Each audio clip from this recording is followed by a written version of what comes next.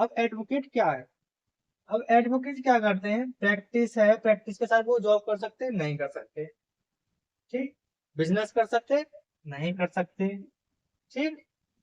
किसी जमीन की खरीद फरोख्त में जैसे कि विवादित जमीन होती है, वो उसको खरीदते हैं और फिर बेचते हैं, उसे भी नहीं कर सकते, ठीक है। ये क्या, एडवोकेट एक्ट साफ मना करता है इस चीज के लिए।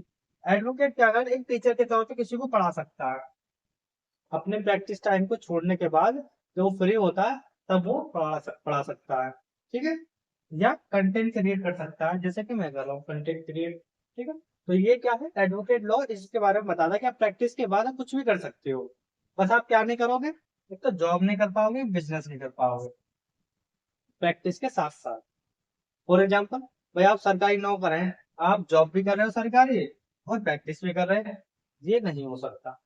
दोनों चीजें एक साथ नहीं हो सकती, या तो आपको जॉब छोड़नी पड़ेगी या प्रैक्टिस छोड़नी पड़ेगी, ठीक है। दोनों में से एक चीज छोड़नी पड़ेगी तब जाके आपका हो पाएगा। एडवोकेट एक इसको साफ मना करता है, ठीक है। अब बात करते हैं एडवोकेट होने के लिए किस किस चीजों का होना बहुत जरूरी है, आप एक सक्षम एडवोकेट कैसे बनेंगे, ठीक है, इसके बारे में बताते हैं आप।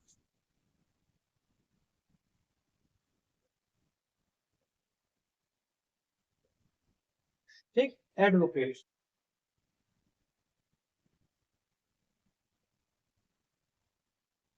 एडवोकेट कौन होते हैं बताइए। एलएलबी करने के बाद जब बार काउंसिल ऑफ इंडिया में,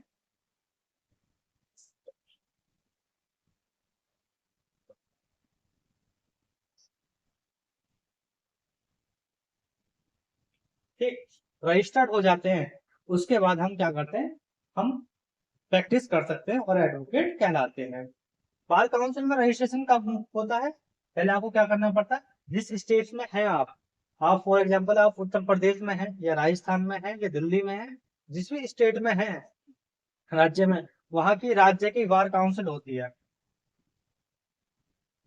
राज्य की बार काउंसिल होती है, ठीक है। उस बार काउंसिल में क्या होता है, उसको आपको रजिस्ट्रेशन कराना पड़ता है, पहले क्या कराना पड़ता है, रजिस्ट्रेशन कराना पड़ता है। उस रजिस्ट्रेशन के बाद आपको सीओपी के लिए एग्जाम देना पड़ता है, सीओपी के लिए बार काउंसिल ऑफ इंडिया में, तब आप एडवोकेट कहलाते हो, ठीक है। अब एडवोकेट तो आप बन गए, सीओपी रजिस्ट्रेशन नंबर, सीओपी लेने के बाद आप एडवोकेट बन चुके हो और आप न्यायालय में कहीं पर भी अपनी प्रैक्टिस कर सकते हो, ठीक है, उस स्टेट के अंदर, ओके। और सीओपी आपने ले लिया है तो बार काउंसिल ऑफ इंडिया आपको परमिशन देती है, आप पूरे भारत में कहीं भी वकालत कर सकते हो, फ्री है आप, ठीक है ना। बार काउंसिल अगर आपने क्लियर नहीं करा है तो आप स्टेट से बाहर नहीं कर पाओगे, वकालत प्रैक्टिस नहीं कर पाओगे, ठीक है ना। तो आप इसके लिए भी टाइम, मतलब टाइम दिया गया है, रजिस्ट्रेशन होने के 2 साल के अंदर ही सीओपी लेना अनिवार्य है, अगर आपने सीओपी नहीं लिया तो आपको रजिस्ट्रेशन के लिए दोबारा अप्लाई करना पड़ेगा, इसके लिए बाउंड कर रखा है।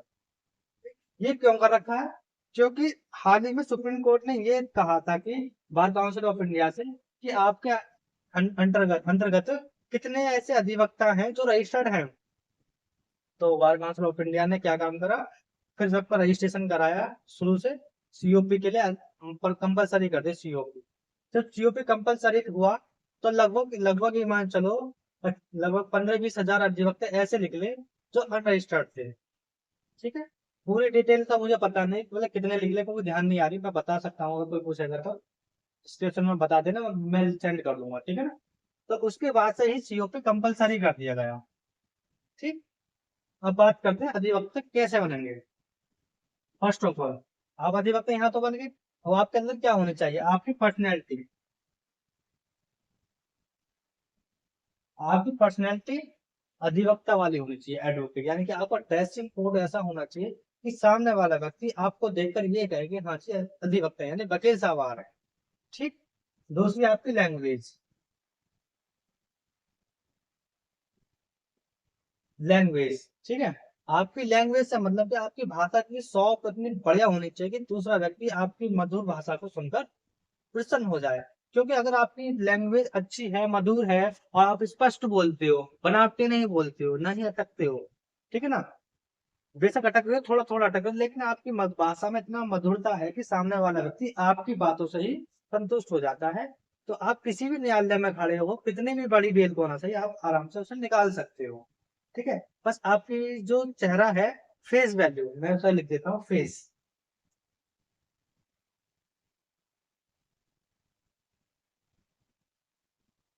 नंबर 3 फेस वैल्यू, यानी कि आपकी फेस, मतलब कि जो आपका फेस है उसकी एक वैल्यू होनी चाहिए। ठीक है ना, आप बिना बात के कोई कमेंट ना करें। ठीक, और बिना बात के किसी भी झगड़े में ना पड़े। और सबसे बड़ी बात, क्लाइंट के लिए कभी भी कहीं पर भी ना लड़े। पहली सबसे बड़ी बात, अगर आप क्लाइंट के लिए कहीं भी लड़ लोगे तो आज उससे क्या होगा, आने वाले समय में आप वहां वकालत नहीं कर पाओगे।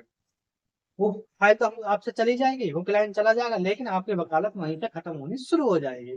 क्यों, आप वहां पर अपना कार्य नहीं कर पाओगे। ठीक है, तो वकील होने के लिए इन चीजों का होना बहुत जरूरी है। मेन चीज ड्राफ्टिंग, नंबर 4 ड्राफ्टिंग।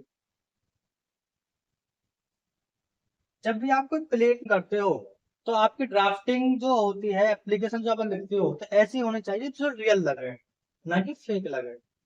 और उसमें लैंग्वेज इतनी अच्छी होनी चाहिए कि सामने वाला पढ़ने में उसे अच्छा लगे, ये ना लगे कि हाँ जी बनावटी है और बेकार है। ठीक है, मेन चीज ये बात ध्यान रखना ड्राफ्टिंग में।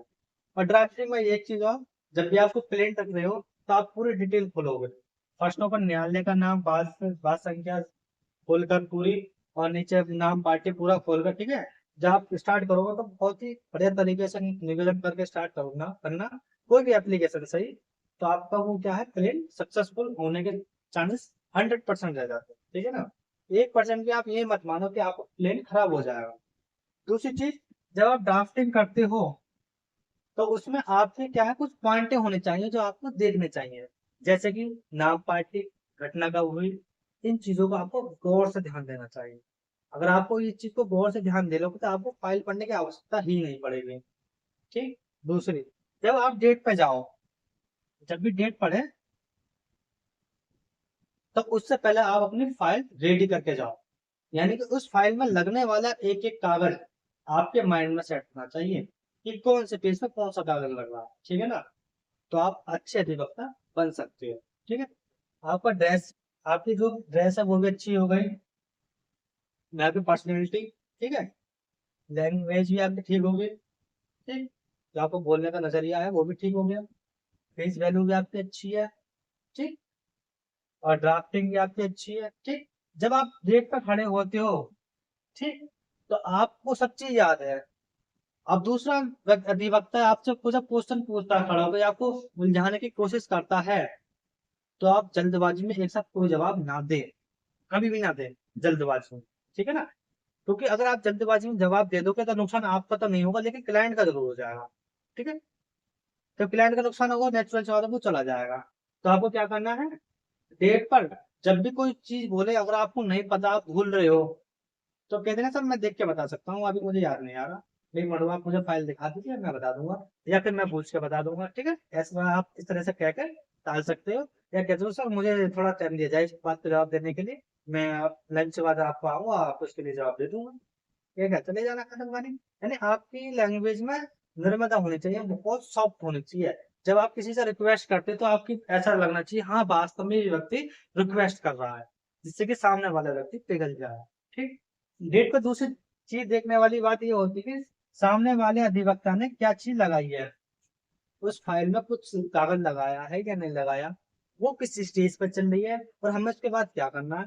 बहुत से को तो ये नहीं पता कि हमें करना क्या है, बस डेट पर डेट चलती रहती है, मुकदमा मुकदमा चलता रहता है। उनको यही नहीं पता करना क्या है, बहस कब करनी है, तलवार कब जाके निकालना, डजन मैटर, उनको पता ही नहीं। बस प्लेन उल्टे से ड्राफ्टिंग करी, डाला, खत्म कहानी, पैसा लिया, खत्म।